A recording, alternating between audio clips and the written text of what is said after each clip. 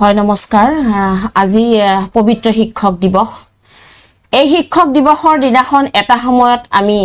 নিজৰ শিক্ষানুষ্ঠানত থাকি শিক্ষক দিৱস আমি পালন কৰিছিলো কিন্তু আজি আমি ৰাজপথত ওলাই আহি আমি সংবাদমেল দিবলগীয়া এটা অৱস্থা হ'ল আমি সংবাদমেল দিলো দুপৰীয়া দি আমি কলাবেজ পৰিধান কৰি আমি অসম চৰকাৰক মাননীয় মুখ্যমন্ত্ৰী মহোদয়ক কিছু কথা কবৰ কাৰণে আমি সন্থাৰ তৰফৰ পৰা ওলাই আহিছো ইতিমধ্যে তেখেতে কলে মই সাধাৰণ সম্পাদিকা এই এলপি2 কলেজলৈকে সদৌ অসম প্ৰাদেশিকৃত শিক্ষানুষ্ঠানৰ পৰা বঞ্চিত শিক্ষক কৰ্মচাৰী সন্থাৰ সকলো শিক্ষকৰ হৈ আমি আজি ওলাই আহিছো প্ৰতিনিধিত্ব কৰিছো সাব যেতিয়া আমি আমাৰ এই শিক্ষানুষ্ঠানবিলাক ৰাইজে পাতিছিলে তেতিয়া আমাৰ অসমত এটা নিয়ম আছিল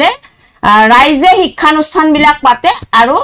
অসম চৰকাৰৰ শিক্ষা বিভাগে সেই শিক্ষানুষ্ঠানবিলাকৰ পাৰমিশন দিয়ে ক্লাছ পাৰমিশন দিয়ে ৰিকগনাইজ কৰে কনকাৰেন্স কৰে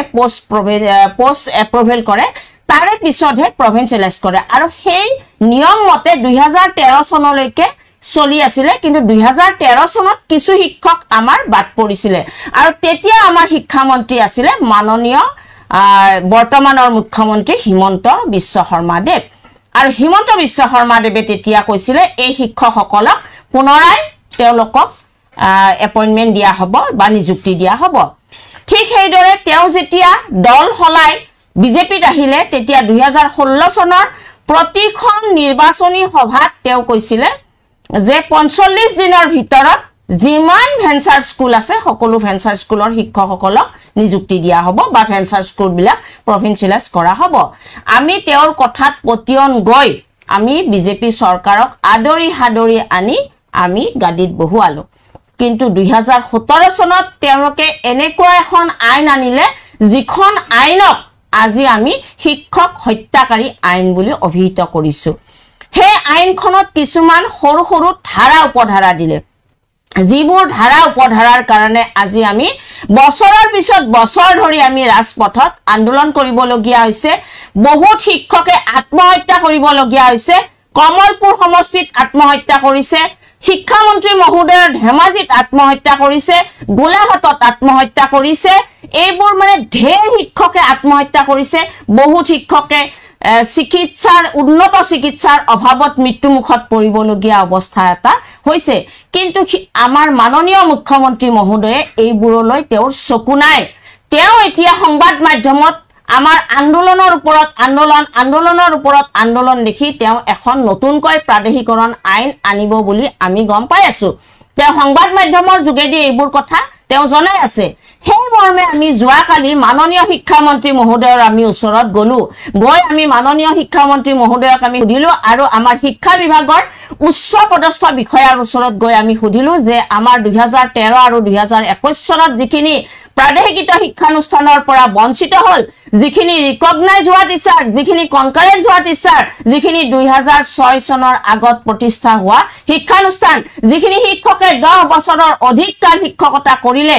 সেই শিক্ষকসকলক আপোনালোকে নিযুক্তি দিবনে নিদিয়ে পঞ্চায়তে শিক্ষামন্ত্ৰী আৰু উচ্চ পদস্থ বিষয়াজনে কলে যে আপোনালোকৰ নহয় তেতিয়া আমি প্ৰশ্ন কৰিছিলো তেতিয়া কাৰ হ'ব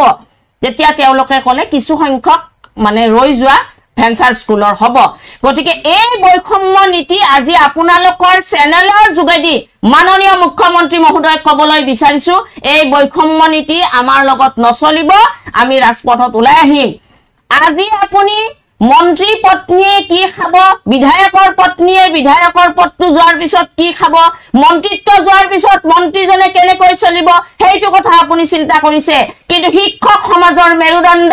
আপুনি এই মেৰুদণ্ডক ভাঙি চুৰমাৰ কৰি দিছে এই শিক্ষকৰ সৃষ্টি কোনে কৰিছিলে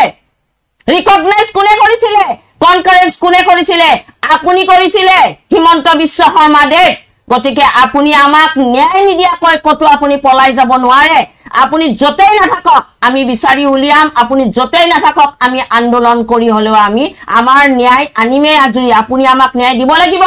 আপোনাৰ সভা সমিতিত মহিলাসকলে নাচিলেও আপুনি পইচা দিয়ে আঁচনি আপুনি অসমখন ভৰাই পেলাইছে কিন্তু আপুনি শিক্ষকক ন্যায় কিয় দিব নোৱাৰে আজি অসমত আপোনালোকে সংবাদ মাধ্যমৰ জৰিয়তে দেখিছে ৰাইজ বা আপোনালোকে প্ৰচাৰ কৰিছে যে কিছুমান শিক্ষানুষ্ঠানত এজন শিক্ষকে শিক্ষকতা কৰি আছে, তেওঁ নোৱাৰা হৈ গৈছে। সংবাদ মাধ্যমৰ যোগেদি সেই শিক্ষকবিলাকে কৈছে যে আমাক শিক্ষক দিয়ক, শিক্ষক দিয়ক। আমাৰ এই শিক্ষকসকলক কিয় তাতে নিযুক্তি দিব নোৱাৰে? মই 1997 চনৰ পৰা শিক্ষকতা কৰি আছিলো। মোৰ স্কুলখন ৰিকগনাইজ হোৱা স্কুল। ৰিকগনাইজৰ সময়ত এজন শিক্ষক যদি ৰিকগনাইজত কম থাকে, 5+ লাগে আমাৰ এমই স্কুলত, এজন শিক্ষক যদি কম থাকে তেতিয়া ৰিকগনাইজ নহয়, আৰু সেয়া শিক্ষা বিভাগৰ নিয়ম। কিন্তু আজি শিক্ষামন্ত্ৰীয়ে আৰু এই উচ্চপদস্থ বিষয়াজনে আমাক যোৱাকালি কৈছে যে ৰিকগনাইজত লিখি দিছিলে নেকি গভৰ্ণমেণ্টে আপোনালোকক চাকৰি দিম বুলি। আপোনালোকক আমি তৰ্ক কৰা নাই। সেই যোৱাকালি কিয় তৰ্ক কৰা নাই জানেনে? আপোনালোকৰ চকীখনক আমি সন্মান জনাইছো, সেইকাৰণে আমি তৰ্ক কৰা নাই। কিন্তু আপোনালোকে আমাক কি কথা শিকাব আহে? 2013 চনত কেনেকে আপোনালোকে 5+ নিয়মত আপোনালোকে ৰিকগনাইজ কৰিলে?